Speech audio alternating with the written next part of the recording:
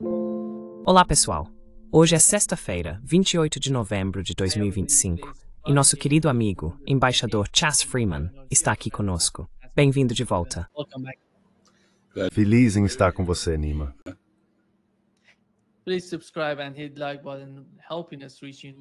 Por favor, inscreva-se e clique no botão de curtir. Isso nos ajuda a alcançar mais pessoas. Embaixador, deixe-me começar pelo que aconteceu. Foi realmente trágico ver o tiroteio na Guarda Nacional. 2 deles foram mortos nesse ataque. O homem que fez isso é do Afeganistão. Tem 29 anos.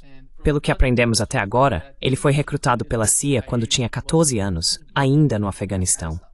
Desde então até 2020, porque ele veio para os Estados Unidos em 2021, quando tinha 25 anos. Ele trabalhou para a CIA por cerca de 11 anos antes de vir para cá. Quando algo dessa magnitude acontece, de certa forma reflete a política externa dos Estados Unidos, o que foi feito no Iraque e no Afeganistão, e agora na Venezuela, e como isso pode ser devastador a longo prazo. Qual é a sua compreensão do que aconteceu e de como o governo Trump está reagindo a isso?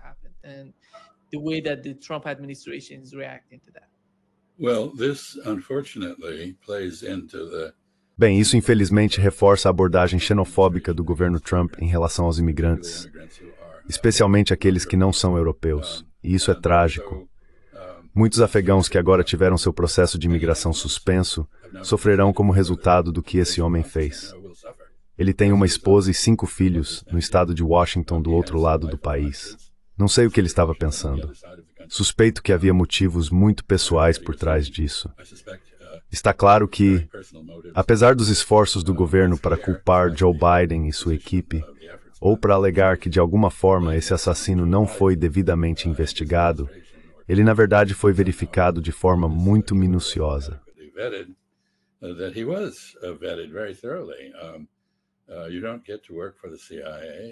Você não consegue trabalhar para a CIA a menos que seja minuciosamente investigado. A violência, é claro, não é incomum nos Estados Unidos. Somos uma sociedade relativamente violenta.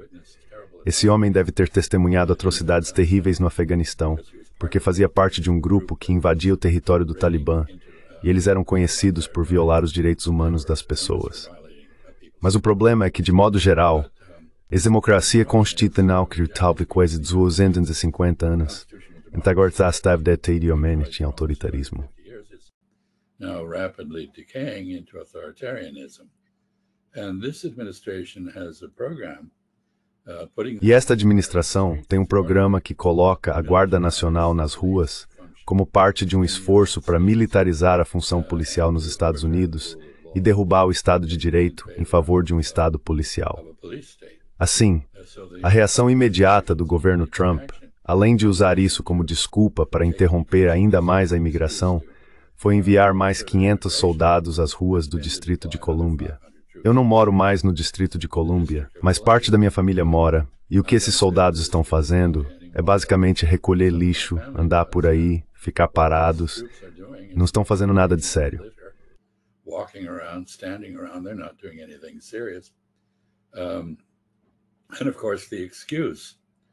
E claro, a justificativa para esse envio da Guarda Nacional, que acaba de ser considerado ilegal por um juiz do Distrito de Colômbia, com base no argumento de que, embora o presidente tenha autoridade para agir em DC, ele não tem autoridade para anular a autonomia local, que é uma lei aprovada pelo Congresso.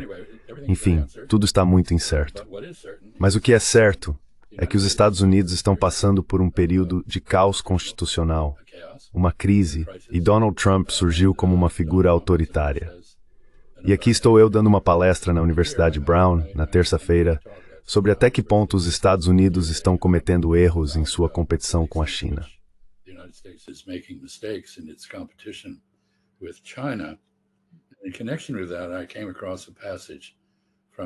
Em relação a isso, encontrei um trecho de Hannah Arendt, a famosa filósofa política que se dedicou a entender por que a Alemanha nazista aconteceu. E ela diz o seguinte: os autoritários surgem quando mudanças econômicas, sociais, políticas ou religiosas fazem com que membros de um grupo anteriormente poderoso sintam que foram deixados para trás. Nesse caso, trata-se dos americanos de origem europeia em um país que está se tornando multirracial. Sua frustração os torna vulneráveis a líderes que prometem torná-los dominantes novamente. Um homem forte minimiza as condições reais que criaram seus problemas e lhes diz que o único motivo de terem sido despossuídos é que inimigos os enganaram e lhes tiraram o poder. Essa é uma explicação para o que está acontecendo. Os chamados deploráveis, como Hillary Clinton os rotulou, sentem-se despossuídos.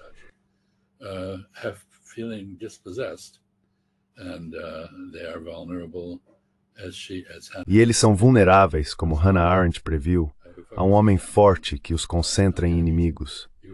Você deve se lembrar de que em Charlottesville, durante o primeiro governo Trump, os manifestantes de direita gritavam: "Os judeus não vão nos substituir." Na época achei isso absurdo. Eu não conseguia entender por que eles gritariam isso. O que isso tem a ver com os judeus? Mas era um grito contra o privilégio, a riqueza e a influência plutocráticos, que eles acreditavam estar sendo exercidos às suas custas. Muitos deles eram americanos do Sul. O Sul dos Estados Unidos tem uma tradição de autoritarismo vinda do longo período de segregação racial. Portanto, esse incidente com o graduado afegão das operações da CIA no Afeganistão é muito conveniente para o governo Trump, dada a sua agenda.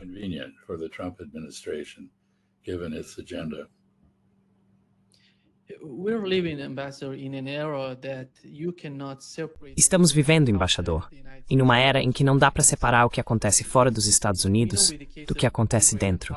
Vemos isso no caso de Israel e Palestina. O poder sionista nos Estados Unidos tentando retratar grupos muçulmanos aqui como inimigos. Dizem que eles não fazem parte de nós. Não fazem parte da nossa cultura, da chamada cultura judaico-cristã. Fazem parecer que eles não pertencem à nossa sociedade. De certa forma, isso cria um tipo de caos interno. E tudo vem de fora, do que está acontecendo no Oriente Médio, na Ásia Ocidental, com esse tipo de ódio fabricado entre muçulmanos, cristãos, judeus e tudo mais. Qual é a sua compreensão sobre isso? E qual seria uma abordagem adequada para esse tipo de retórica que está criando caos dentro da sociedade?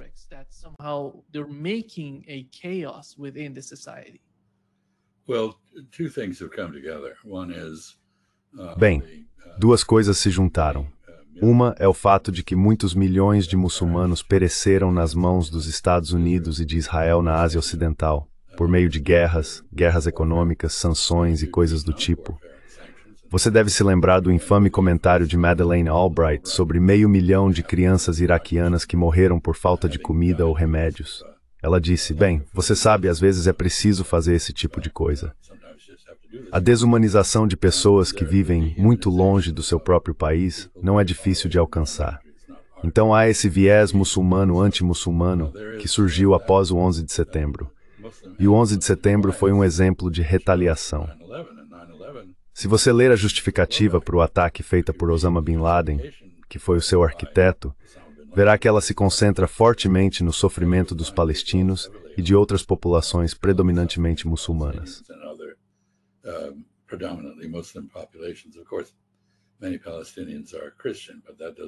Claro, muitos palestinos são cristãos, mas isso parece não importar.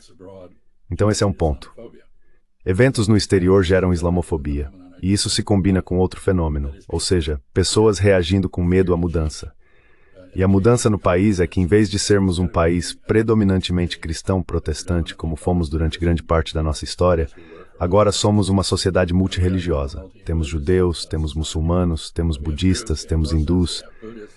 Afinal, a esposa do vice-presidente é hindu. E isso é muito alarmante para os cristãos evangélicos, razão pela qual eles recorreram a um homem forte chamado Donald Trump. Assim, essas duas coisas se unem e ocorre um aumento da islamofobia dentro do país.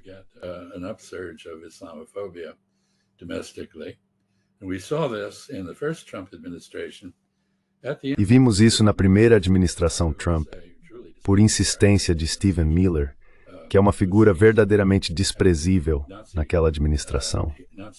Alguém que parece ter oficiais nazistas como heróis, Heinrich Himmler e outros, de quem ele citou ou plagiou coisas que disseram, inclusive em seu elogio fúnebre a Charlie Kirk. Sabe, ele é aquela coisa estranha, um nazista judeu, e teve grande influência na administração. Não acho que Donald Trump seja um nazista. Ele é um narcisista maligno e vaidoso. Não tem ideologia. Stephen Miller, por outro lado, tem uma ideologia e se aproveitou de Trump na primeira administração para proibir a imigração e as visitas de pessoas de uma lista de países muçulmanos. Esta é a expressão final dessas duas forças se unindo. Eventos no exterior que, é claro, os americanos não analisaram. Which, of course, Americans did not analyze. We were told by the Zionist lobby. Fomos informados pelo lobby sionista e por seus aliados de que o ataque a Nova York e Washington não tinha nada a ver com Israel. E, de fato, lembro-me de ter lido a imprensa americana na época e de não ter pensado muito sobre isso. Aceitei essa explicação. Depois, porém, li o que Osama Bin Laden havia dito e alguns comentários no exterior e percebi que, na verdade, aquilo era propaganda. O que aconteceu tinha muito a ver com a política americana no Oriente Médio. Tivemos, portanto, casos nos Estados Unidos em que muçulmanos americanos, solidários com seus correligionários no exterior, cometeram atos de violência.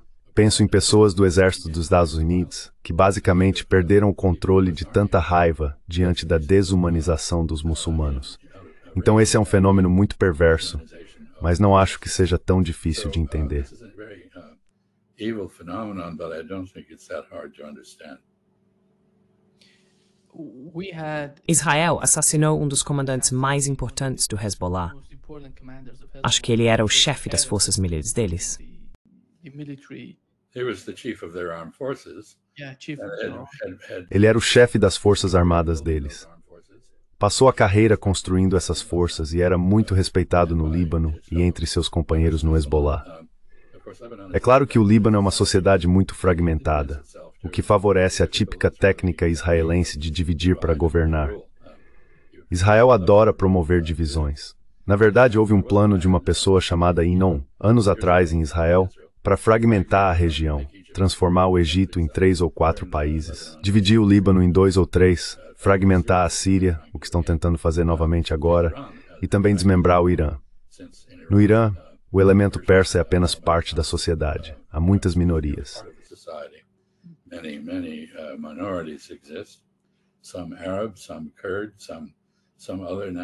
Alguns árabes, alguns curdos, algumas outras nacionalidades. Você sabe disso melhor do que eu.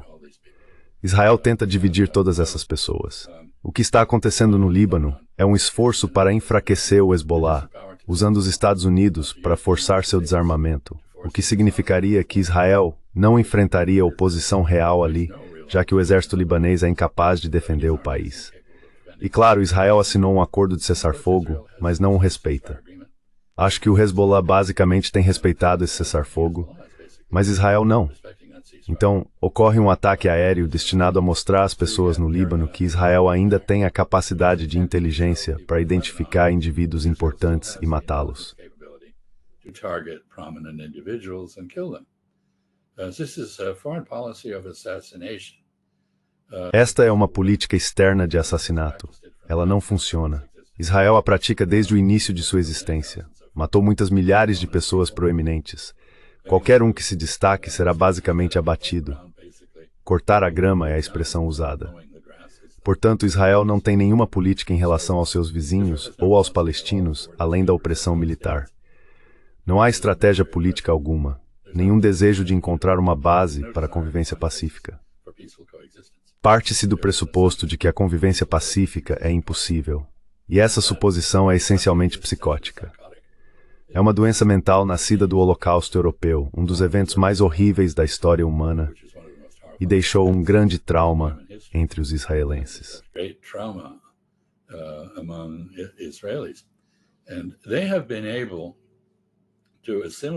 E eles conseguiram assimilar os Mizrahim, os judeus sefarditas, árabes, persas, iraquianos, americanos e assim por diante, a esse trauma. Assim, toda a sociedade se baseia na crença de que todo mundo quer matá-los, porque todo mundo quer matar judeus, o que é, claro, um completo absurdo. Mas é uma convicção firme e psicótica da liderança israelense, e é por isso que eles se comportam como se comportam. E é também por isso que eles já não são mais aceitos em círculos respeitáveis no exterior e estão perdendo todo o apoio no Ocidente à medida que agem de maneira bárbara.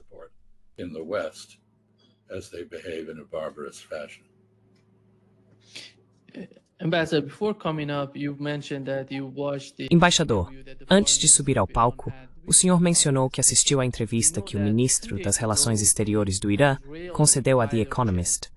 Sabemos que há 2 dias, um caça israelense entrou no espaço aéreo iraquiano, aproximou-se da fronteira iraniana e foi reabastecido por aviões americanos. Por outro lado, soubemos que Donald Trump deu luz verde a Israel para atacar o Líbano também. Qual é a sua compreensão sobre a agenda do governo Biden e quão favorável o governo Trump seria nessa direção se decidisse, por exemplo, atacar o Irã novamente?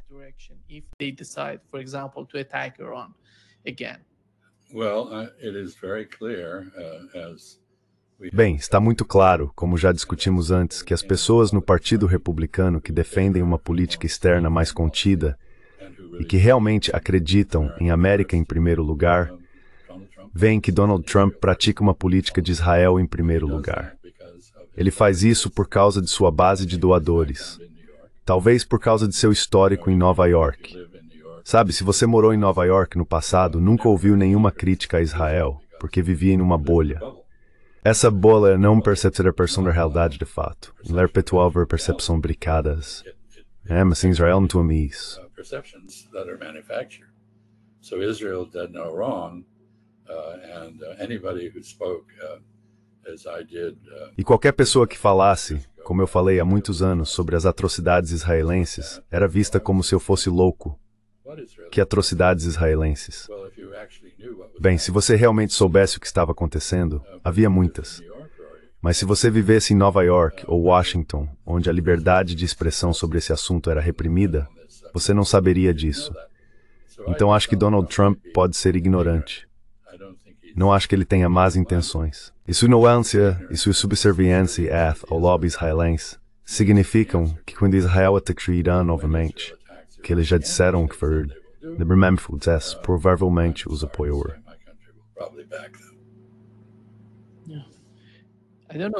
Não sei se o resultado seria assim, to be over at small. Well, that is exactly what Foreign Minister Anakht. Bem, foi exatamente isso que o ministro das Relações Exteriores Anakht disse, de forma muito educada, aos entrevistadores da Economist. Ele afirmou: "Estamos muito mais bem preparados para a guerra do que estávamos. Aprendemos algo, revisamos nossos erros, reforçamos nosso suprimento de mísseis." O Irã, nas 3 rodadas de suas respostas aos ataques israelenses, na verdade substituiu os mísseis antigos e ineficientes, e sua força de mísseis agora é muito avançada e eficaz. E se Israel realmente cumprir sua intenção declarada de retomar a guerra com o Irã, acredito que Israel descobrirá que o Irã não limitará seus alvos a locais militares e de inteligência, como fez na chamada Guerra de 12 Dias e anteriormente. Mas assim como Israel fez, atacará alvos civis. As Israel did, attack civilian targets. And that is, practices warfare as it was Ou seja, pratica a guerra como foi reinventada na Segunda Guerra Mundial. As democracias da Segunda Guerra Mundial inventaram a guerra total, isto é, guerra contra a economia, guerra contra a população civil e assim por diante. Isso é algo que Israel sempre praticou. O Irã não o fez, creio que por escrúpulos religiosos, mas também porque as tradições da região antes da criação de Israel não incluíam esse tipo de guerra. Portanto, espero que não vejamos outra guerra entre Israel e Irã, mas temo que veremos. E se isso acontecer, como o ministro das Relações Exteriores Araghchi insinuou, o Irã causará um dano muito maior a Israel do que causou anteriormente.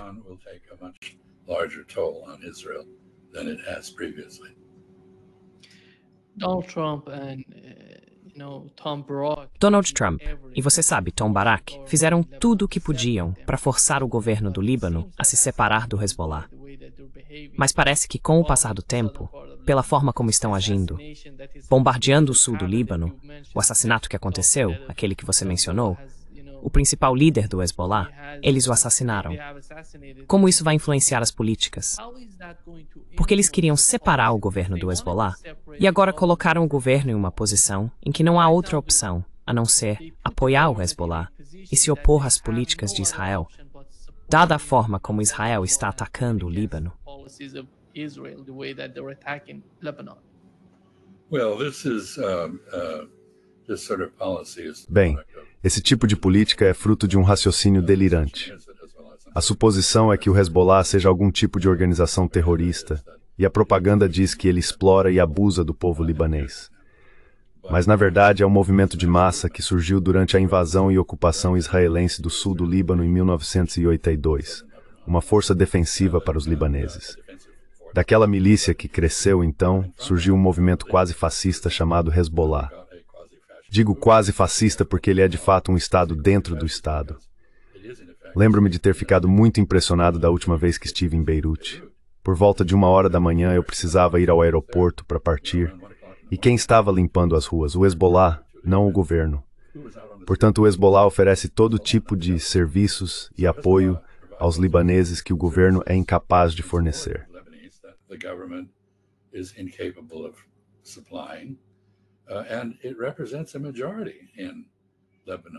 E isso representa uma maioria no Líbano, como foi demonstrado nas eleições.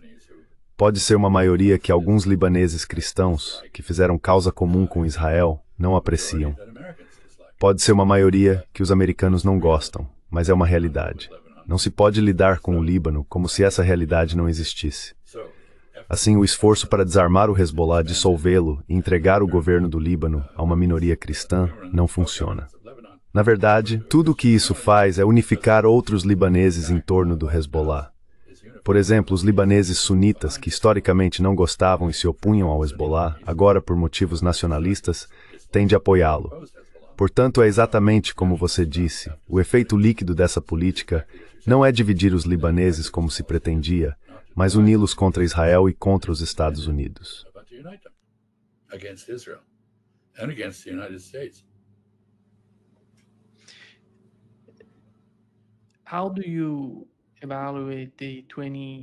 Como você avalia o plano de 28 pontos dos Estados Unidos que foi negociado em Genebra?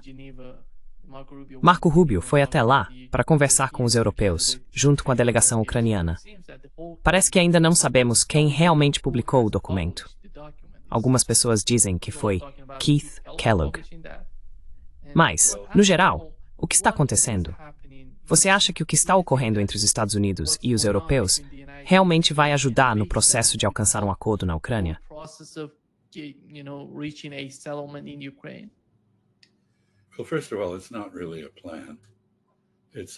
Bem, antes de tudo, isso não é realmente um plano.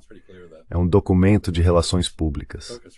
Em segundo lugar, está bem claro que o foco do governo Trump continua sendo um cessar-fogo.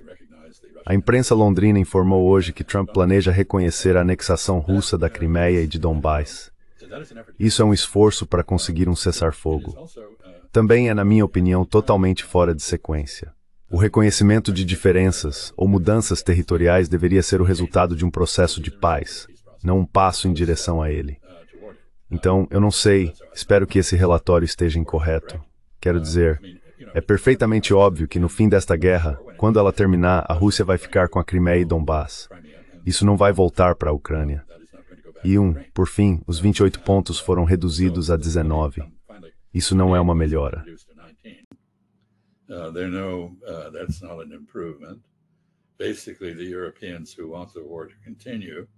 Basicamente, os europeus que querem que a guerra continue não conseguiram produzir uma proposta de paz. O que eles fizeram, em vez disso, foi tentar reformular a proposta de paz que Donald Trump e seu enviado aliado Stephen Witkoff, com a ajuda de Kirill Dmitriev, associado de Vladimir Putin, elaboraram informalmente. E os russos continuam dizendo que não receberam nenhum tipo de rascunho de proposta. Agora, isso não é um rascunho de proposta. O grande erro que o governo Trump cometeu em todos os contextos, Gaza, por exemplo, e agora a Ucrânia, é imaginar que se pode impor a paz às partes em conflito. Não, não se pode. Você pode ter ideias sobre o que elas deveriam fazer, mas se não concordarem, não farão.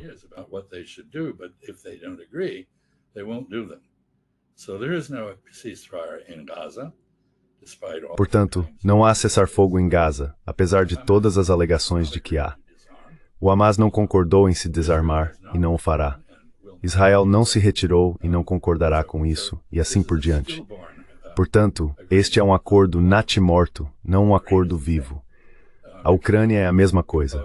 Não se pode elaborar um acordo de paz sem envolver diretamente todas as partes. E há muitos componentes nisso. Há a Rússia e a Ucrânia que precisam chegar a um acordo sobre sua fronteira. Há a Rússia e a OTAN, além dos Estados Unidos, incluindo os Estados Unidos e a Ucrânia, que devem concordar com a neutralização da Ucrânia para que esta guerra termine, porque a Rússia não a encerrará a menos e até que a Ucrânia retorne à neutralidade com a qual iniciou sua existência independente.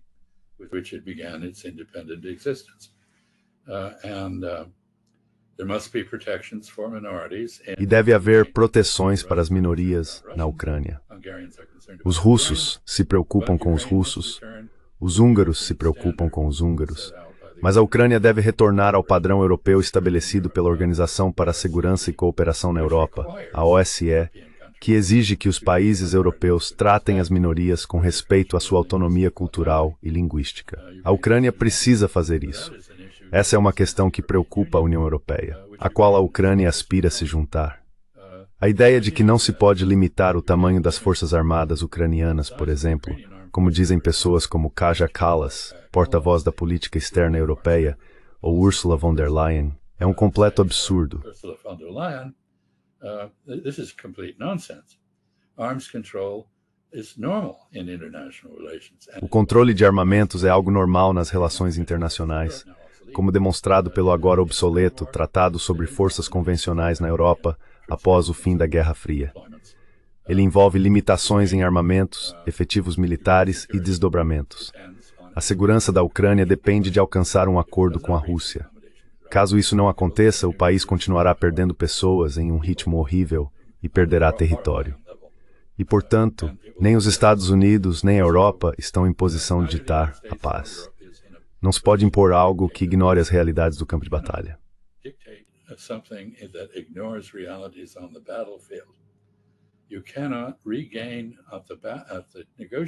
Você não pode recuperar na mesa de negociações o que perdeu no campo de batalha. Portanto, aconteça o que acontecer, acho que Vladimir Putin está correto. A proposta feita por Trump é um avanço porque começa a reconhecer algumas das realidades do campo de batalha. E, portanto, como o presidente Putin colocou, é uma possível base para a negociação. Mas isso não é paz. Não é um tratado preliminar, nada próximo disso. Infelizmente, dadas as realidades do lado ucraniano e europeu, a Europa é agora a única responsável pela guerra na Ucrânia. Os Estados Unidos estão basicamente se retirando dessa luta.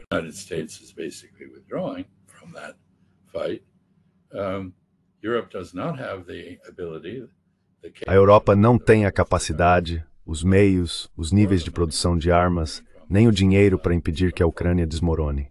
E, portanto, isso vai acontecer em algum momento. Concluiria dizendo que a tragédia aqui é que está perfeitamente claro que quanto mais o tempo passa, menos opções a Ucrânia tem e mais estreitas se tornam as possibilidades de paz. Se a Ucrânia tivesse sido autorizada a concordar com o que aceitou em março de 2022, em Istambul, estaria em uma condição muito melhor do que está agora. E se não concordar com a paz agora, estará em uma condição muito pior no futuro do que está no presente. Portanto, o tempo não está do lado da Ucrânia. E acredito que o governo Trump reconheceu isso, com mérito.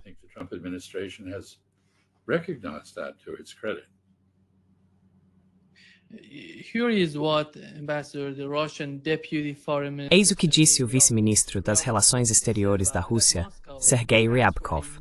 Moscou defende um processo normal e calmo de negociações com os Estados Unidos sobre a Ucrânia e não quer participar de nenhum jogo sujo, porque vê todo o processo de divulgação dos pontos e a forma como estão pressionando por isso como um jogo sujo. Eles não veem nenhuma seriedade no processo de negociação com os Estados Unidos. Como você vê o papel de Steve Witkoff? Ontem, Putin disse que os funcionários que estão negociando com os Estados Unidos, ele não mencionou que não está.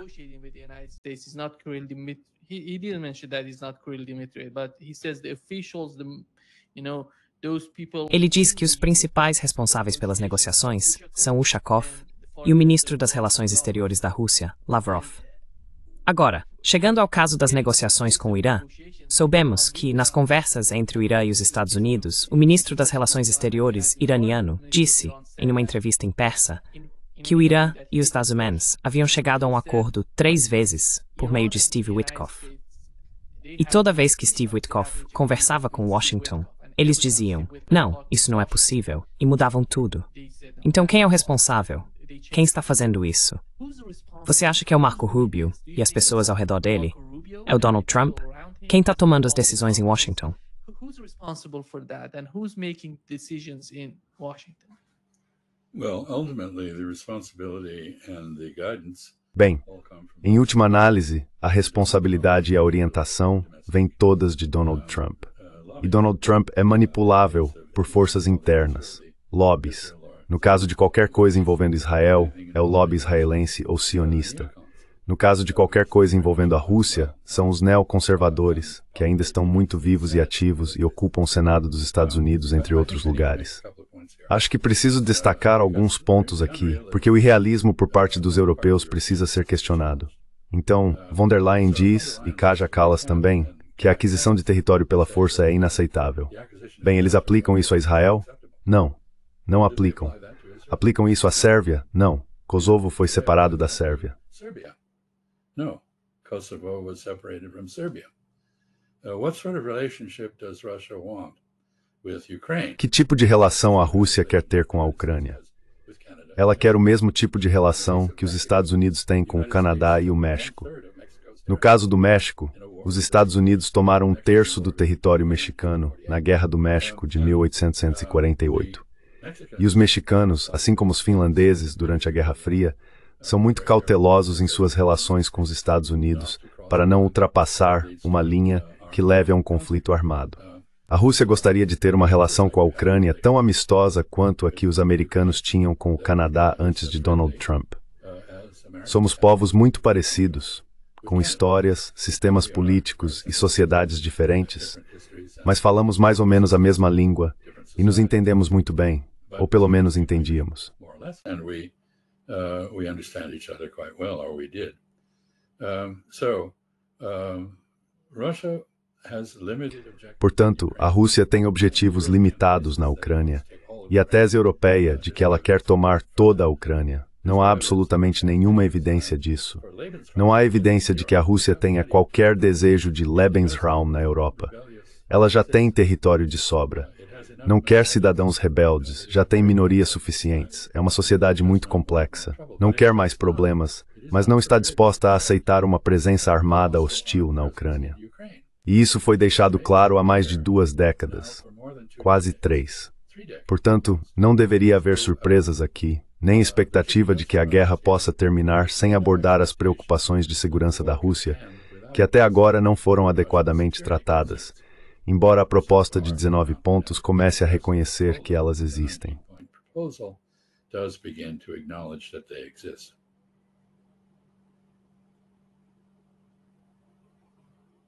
Está no mudo, Nima.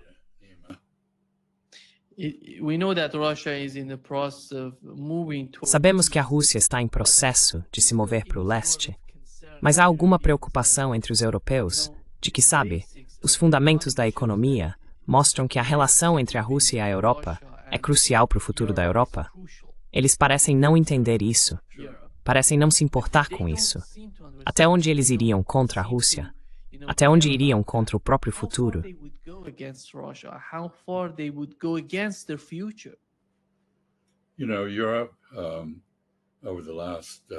Sabe, a Europa, durante a maior parte dos últimos 5 séculos, foi a potência do planeta. Ciência e tecnologia, inovação, engenharia, força militar, força econômica, elevação dos padrões de vida, avanço progressivo em comparação com outras sociedades. Mas agora a Europa é o homem doente da Eurásia. Está perdendo sua vantagem em todas as áreas. Não está inovando no mesmo ritmo que os chineses atualmente. É dependente, como você disse, de recursos importados. Cortou seus laços com a Rússia, que é uma importante fonte desses recursos, embora não a única.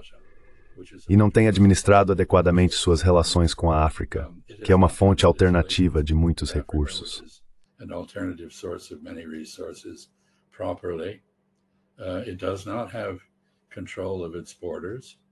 Ela não tem controle de suas fronteiras. E embora a Europa, fora a Rússia, gaste 4 ou 5 vezes mais com assuntos militares do que os russos, faz isso de forma ineficiente. Os europeus parecem determinados a permanecer menos do que a soma de suas partes. Assim, a Europa está em declínio e não faz nada de eficaz para reverter esse declínio. Reforçar as forças armadas, dobrar o orçamento, como a Alemanha propõe fazer, ou aumentá-lo, como Macron queria, mas não os eleitores da França, não é uma resposta para essa questão. Isso não vai revitalizar a sociedade europeia. E parte do problema, imagino, uma espécie de arrogância, um orgulho e uma complacência excessivos, nascidos da antiga supremacia. Born of past supremacy. Europe is not supreme in the world anymore. The West is not. A Europa não é mais suprema no mundo. O Ocidente não é supremo. Este é um planeta muito mais complexo do que costumava ser. E como você sabe, acho que ele está se tornando multinodal. Não gosto da palavra multipolar, mas sim multinodal, porque um nó é um ponto no qual muitas conexões podem ser feitas, de espessuras e intensidades variadas, e em torno do qual pode ocorrer rotação. É tridimensional, não é bidimensional como um polo. Portanto, este é um mundo em que a Europa precisa definir como vai lidar com uma realidade em que o Ocidente não é mais supremo, em que os Estados Unidos não são mais seu apoiador ou hegemon confiável, e em que outras sociedades, China, Índia e possivelmente a cultura islâmica, estão em ascensão. Islamic culture are on the rise. I mean, I say Islamic culture perhaps. Digo, cultura islâmica talvez porque acho muito estranho e perturbador que enquanto a China, antes humilhada e reduzida, recuperou seu status civilizacional e posição de liderança, e a Índia está claramente em processo de fazer o mesmo, é muito incerto se isso está acontecendo no mundo árabe, no Irã ou no mundo islâmico de forma mais ampla. Vemos potências emergindo no mundo islâmico, como a Indonésia. O Paquistão é problemático, na minha opinião. Muitos problemas. Sinamesas for Knife now for as ovas potes que tali dirt renascimento no mundo islâmico ainda não alcancei. For me. Sort of renaissance in the Islamic world that has not happened. There's a big question mark over. Então há uma grande interrogação sobre os 2 bilhões de muçulmanos no mundo e se eles encontrarão uma forma de retornar à grandeza que o Islã representava quando a Europa vivia na Idade das Trevas. As sociedades islâmicas, especialmente os abássidas e outras, ou a Espanha muçulmana, Al-Ándalus, eram os lugares para onde qualquer visitante alienígena do planeta naquela época teria ido. Para Bagdá, ou Damasco, ou Córdoba, para se encontrar com as pessoas mais avançadas do mundo. Ou talvez tivesse ido a Kaifeng, ou algum lugar na China. Mas ele nunca teria ido à Europa. A Europa está voltando à obscuridade em que então existia, e os europeus realmente precisam repensar seu lugar no mundo. Não falei da América do Sul, que também considero potencialmente muito dinâmica. Ela faz parte da cultura ocidental, mas é um ramo único dela. But a unique branch of it. The whole issue of Ukraine, Ambassador, is neutrality of Ukraine. Toda a questão com a Ucrânia, embaixador, é a neutralidade da Ucrânia. Quando pensamos em neutralidade, lembramos da Áustria, ou da Suécia e da Finlândia, antes de entrarem na OTAN. Você não vê exércitos enormes nesses países. Você não vê forças da OTAN lá. Eles são neutros. É por isso que os chamamos de neutros. E todo o ponto das negociações entre o Ocidente e a Rússia sobre a Ucrânia gira em torno da neutralidade. Não sei se eles entendem isso, ou se querem entender. They get it or they want to get it. They don't want to get it. They prefer to fight. Eles não querem entender. Preferem lutar até o último ucraniano contra os russos. A resposta óbvia para a segurança europeia de forma mais ampla é o estabelecimento da Ucrânia como um estado tampão entre a Rússia e o restante da Europa. Isso beneficia tanto a Europa quanto a Rússia. E fornece uma base, assim como os casos da Áustria, Suécia ou Finlândia que você mencionou sugerem, para o que restar da Ucrânia depois que esta guerra desnecessária terminar. O que sobrar da Ucrânia, então, terá a oportunidade de se tornar próspera e democrática. No momento, não é nenhuma das duas coisas. É o país mais pobre da Europa e o mais corrupto. It is the poorest country in Europe. It is the most corrupt. It is a dictatorship. It is not a democracy. It is É uma ditadura, não é uma democracia, não é governada por um presidente constitucional. E veja bem, nas condições atuais não poderia de forma alguma se qualificar para ingressar na União Europeia. Mas uma Ucrânia neutra e independente, que sirva tanto de zona de amortecimento quanto de ponte entre a Rússia e o restante da Europa, é um país que pode prosperar e se desenvolver democraticamente, algo que esta Ucrânia não pode. Não se pode ter uma guerra constante na Europa como base para a paz. Esse é o erro que os europeus estão cometendo. Estão partindo do pressuposto de que não há alternativa a dissuadir uma suposta ambição russa de conquistar a Europa.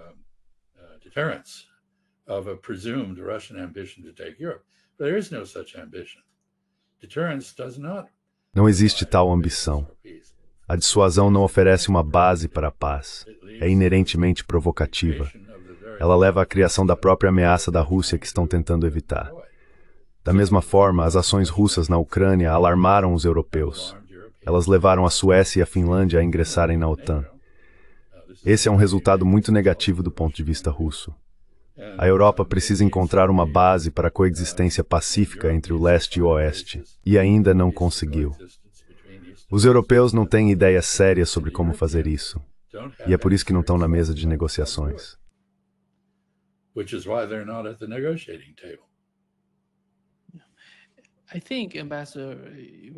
Acho que, embaixador, sabemos como a Rússia reage à apreensão de seus ativos na Europa. Mas, afinal, se o principal objetivo é a reconstrução da Ucrânia, na minha opinião, a Rússia ficaria mais do que feliz em participar disso, em ter um governo amigável tanto para a Rússia quanto para os europeus.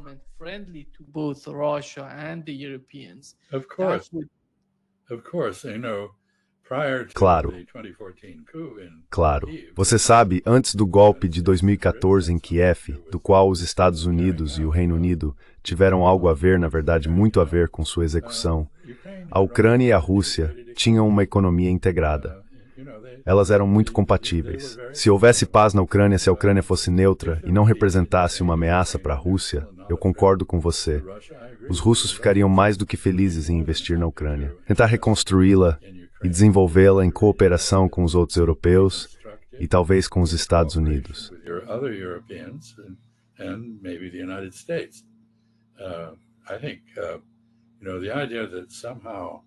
Acho que, veja bem, a ideia de que as reservas russas sequestradas pela Bélgica e por outros países devam de alguma forma ser aplicadas a isso é algo que poderia ser tratado depois que houver paz.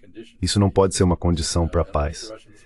E eu acho que os russos, se forem inteligentes, e acredito que são muito inteligentes, eu os conheço um pouco, conheço Ryabkov, observei Lavrov de perto, são pessoas muito capazes, e acredito que eles teriam a boa vontade e a inteligência de serem magnânimos, de perceber que é de seu interesse ter uma Ucrânia próspera, um mercado para seus produtos, uma fonte de investimento para suas indústrias em parceria com os outros europeus.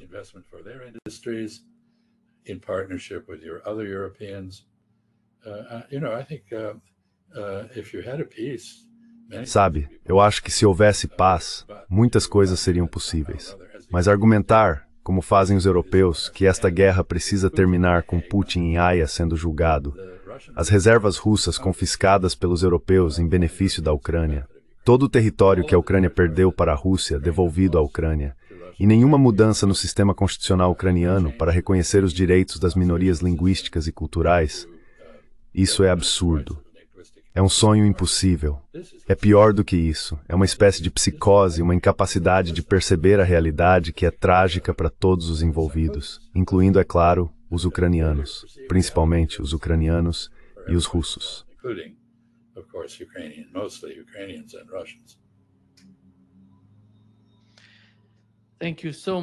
Muito obrigado, embaixador, por estar conosco hoje.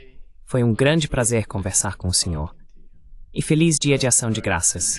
Já passou um dia, mas mesmo assim. Não, tivemos um ótimo Dia de Ação de Graças. Obrigado e peço desculpas pelo barulho que alguns de vocês podem ter ouvido. Há pessoas soprando folhas do lado de fora da minha casa aqui em Rhode Island. Foi um prazer conversar com você, Nima. Tenha um ótimo fim de semana. Obrigado.